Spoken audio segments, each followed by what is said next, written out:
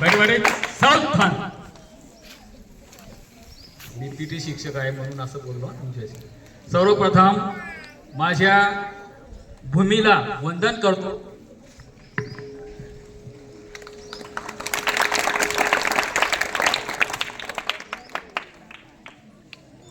मग पुढे मला बोलायला सुरुवात करतो.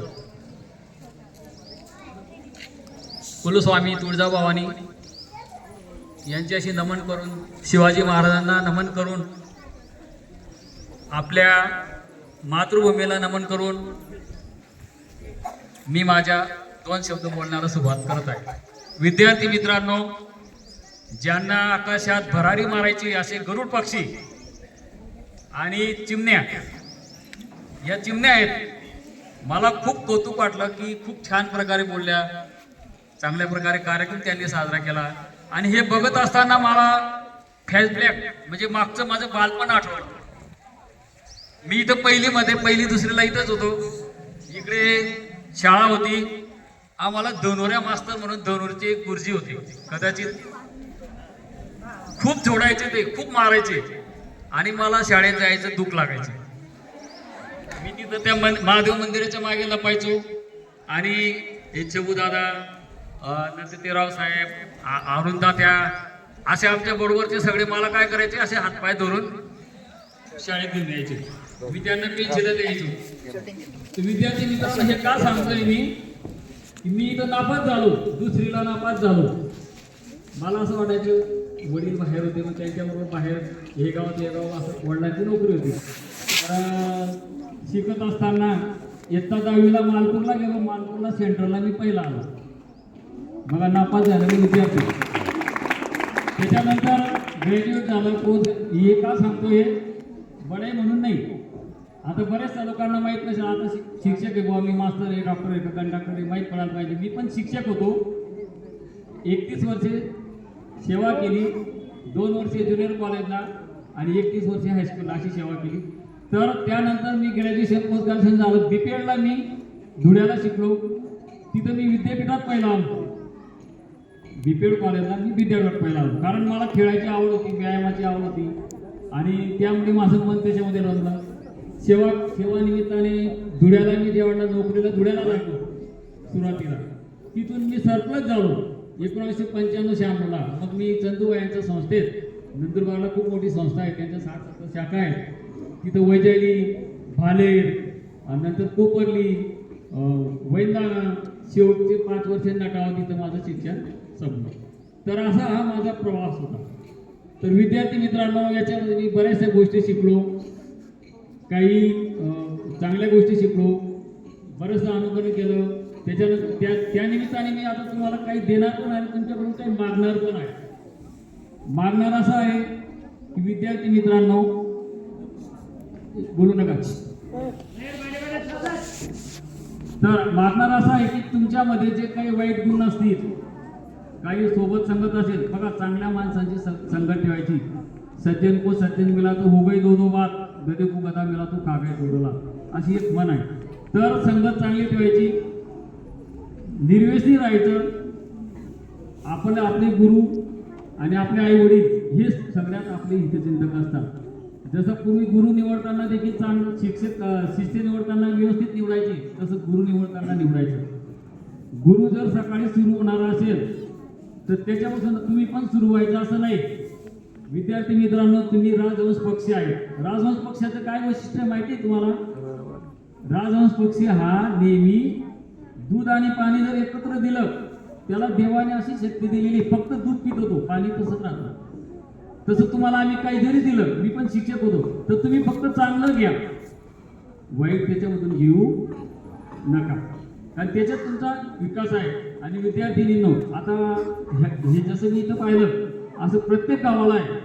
कारण मी बऱ्याच शाखांमध्ये नोकरी केलेली आहे. आमच्या जवळजवळ 70 शाखा होत्या, 2000 लोक होते चंदूबाईंच्या संस्थेमध्ये. बराचसा अनुभव आहे मला, गावोगावी पाहिलेलं आहे. आपल्या गावाच्या बाबतीत म्हणायचं झालं, आपलं गाव अतिशय छान आहे, खूप सुंदर आहे.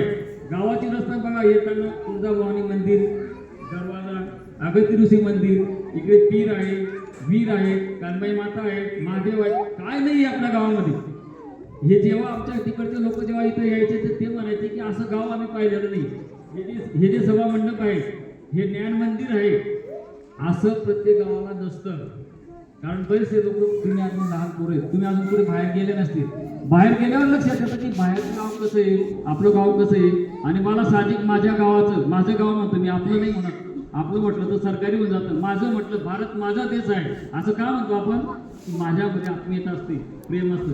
जेव्हा मी माझ्या गावाची उत्कर्ष पाहतो, विकास पाहतो, मला फार आनंद होतो. मी नेहमी असं गावाची, याच्या अगोदर सगळे जे सरपंच वगैरे झाले, सगळ्यांनी त्यांच्या परीने खूप चांगला प्रयत्न केला. पण त्याच्यात मला सोनूदादाचं विशेष वाटतं की आता नवीन पोरगा सोनूदादांचा मुलगा, ते माझे बालमित्र, तर एवढ्या कमी वयामध्ये या माणसाची स्मरणशक्ती, विचारशक्ती असं मला भेटतात. त्यावेळेला आबासाहेब तुम्ही आम्हाला काही मार्ग, मला असं वाटलं तर मी सांगतो, दादा आपल्या अमुक गावाला स्मशानभूमी अशी आहे. आता शेवाळ्याचं उदाहरण दिलं, 2-3 गावांची साखरी शेवाळे, ती स्मशानभूमीमध्ये जेवायला बसलं तरी जेवण जाईल, बसणी करणारे खाली बसतात, इतकं सुंदर आहे. त्या पद्धतीने त्यांनी सुरुवात केली. आपल्या गावामध्ये व्यायामशाळा सुरुवात झाली. आता लायब्ररीचं म्हणत होते. एवढं सालदार माणूस, काम करणारा कोणीच नाही. मी सुद्धा करणार नाही, पगार घेऊन शिक्षक होतो तरी इतकं राबणार नाही, असं मी त्यांच्यामध्ये पाहिलंय. त्यांच्या बाबतीत म्हणायचं झालं, एक संस्कृत श्लोक सांगतो, ना गुणी गुणीनाम व्यक्ती, गुणीच गुणरागीच विरला सर्व जना, असा माणूस आहे. ना गुणी, एक गुणवान माणूस दुसऱ्या गुणवान मानाची करदर करत नाही. स्वतः गुणवान आहे आणि इतर गुणवानांची तो जो माणूस स्तुती करतो, असा माणूस म्हणजे सोनूदादा. मी कुठल्याही राजकीय याच्याने बोलत नाही. मी शिक्षक आहे, सरळ बोलणार आहे, चांगल्याला चांगलं म्हणणार आहे, वाईटला वाईट म्हणणार आहे. त्यानंतर आपल्या गावाच्या बाबतीत म्हणायचं झालं, आता आपण बाहेर प्रत्येक ठिकाणी जातो.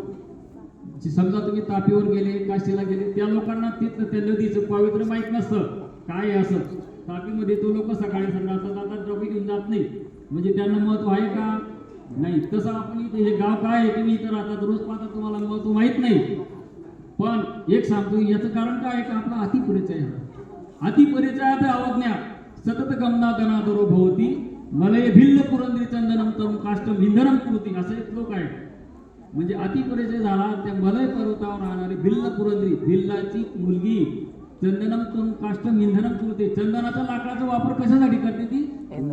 पाणी गरम करायला, स्वयंपाक करायला. का? तिचा परिचय झालेला असतो. तसं या गावाचा तुम्हाला परिचय झालेला, तुम्हाला महत्व नाही. आम्ही जेव्हा बाहेर पाहतो, बाहेरचं गाव पाहतो, त्यावेळेला वाटलं की आपलं गाव खूप छान आहे, खूप सुंदर गाव आहे. ज्यावेळेला आम्ही कॉलेजला होतो, जरा 2 मिनिटं जास्त बोलतो, जेव्हा आम्ही कॉलेजला होतो, धुळ्याला शिकत होतो, त्यावेळेला आम्ही इथे यायचं, बसायचो, आरुणदा, त्या दादा, नंतर असे ते रावसाहेब, आम्ही सगळेजण बसायचो. त्यावेळेला करायची कल्पना आली, मग आम्ही ठरवलं 500 रुपये जे देतील त्यांच्या नावं आपण त्याच्यावरती देऊ. सुरुवात झाली, कोणीतरी आग पेटवली, त्याला सगळ्यांनी हात दिले. कसा करायचा, काय करायचा, फागण्याला असंच पुतळा, म्हणजे सेम पद्धतीने तसाच पुतळा आला. त्यानंतर आपल्या गावाचे विद्यार्थी माडीसला जायचे, वायपूरला जायचे, सोनगीरला जायचे, नळाण्याला जायचे शिकायला. मग मी त्यावेळेला ज्युनियर कॉलेजला होतो धुळ्याला. आदरणीय आबासाहेब तिथं त्यावेळेला पतपिढीमध्ये होते. आबासाहेबांनी मला बोलवलं, म्हणे भाऊ, म्हणे आपलं असं असं करायचं, की शाळा उघडायचं. मग त्यावेळेला आम्ही विंचूरचे देशले साहेब होते, आबासाहेब बरोबर, त्यांच्याकडे गेलो. आम्ही चलन भरलं, शाळेची सुरुवात केली. त्याच्यानंतर आबासाहेबांना चाकरी टाकलं, या साहेबांकडे घेऊन जा. शेवटी व्यंकट बघा जे होते, त्यांच्या मार्फत आम्ही, आबासाहेब आमचे ते बंधू, असं आम्ही त्यांच्या मार्फत या शाळेची त्यावेळेला लाईन लागली. मला आनंद. कसं आहे की शाळा आहे आणि शाळेमध्ये आता सगळे शिक्षक मनापासून काम करतात. पाहतोय, चुकत असेल, every man make a mistake, who do not make mistake are those who do nothing. मुलांना समजत असेल, जो चुकला नाही. आता समजा एखाद्याने चुकीच केलेली, तू काहीच केला नाही, काय चुकणार आहे? काही केलं तर चुकेल ना, आणि चुक्यातूनच शिकेल. तर माझी एकच विनंती आहे, विद्यार्थी मित्रांनो, चुकामधून शिकत जायचं आणि तुमचा हा प्रवाह जो आहे असाच चालू द्या. आम्हाला जेव्हाही बोलवलं तुम्ही, आणि असंही आम्ही सहकार्याला तयारच आहे. कारण मी या मातीतून, या जमीन इथूनच माझं निर्मिती झालेली, या गावातला मी, आणि किती मोठा झालो, किती आता 60 वर्ष करून गेला आपलं वय, तरी मी या भूमातीला विसरणार नाही. तुम्हाला तुमच्या या कार्याला मी मनापासून शुभेच्छा देतो आणि असंच कार्य चालू द्या. सगळ्यांना कोणीही भेदभाव आणि करणारच नाही. मला माहिती, मला मानसशास्त्राचा अभ्यास आहे, मी पण शिकलेलो आहे.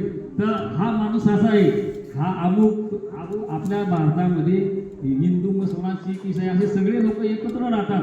आपण तर सगळे एकच आहे ना. इथं हा कदम तो जाती तो अमुक तो डमुक असं काही नाही. चांगल्या कामाला नेहमी सहकार्य करायचं, चांगल्या कामाला. आणि समजा एखादा आंबा सडला तो सगळे आंबे खराब करतो, तो त्या आंब्याला काढून बाहेर टाकायचं काम बी ते करतील, तेवढं त्यांच्यामध्ये आहे. कारण हे कसं कशावरून बोलतोय, आपल्या गावाच्या फाट्यावरती माझी काहीतरी घटना झाली तर मला कानावर आली की तिथं आपल्या गावाचं नाव बदनाम होईल असं म्हणून तर यांनी स्वतः काठ्या घेऊन त्या गाड्या फोडल्या. एवढी उपाधी कोण करतं का? मी तरी करणार नाही, पण त्यांनी ती डेअरिंग केली का? की आपल्या गावाचं नाव राहायला पाहिजे, आपल्या फाट्याचं नाव राहायला पाहिजे, आपल्या कनमाळीचं गावाचं नाव नुसतं जिल्ह्यात नाही तर महाराष्ट्र राज्यात भारतामध्ये पुढे जायला पाहिजे अशी मी इच्छा व्यक्त करतो. आणि मी 2 शब्द संपवतो. जय हिंद, जय महाराष्ट्र.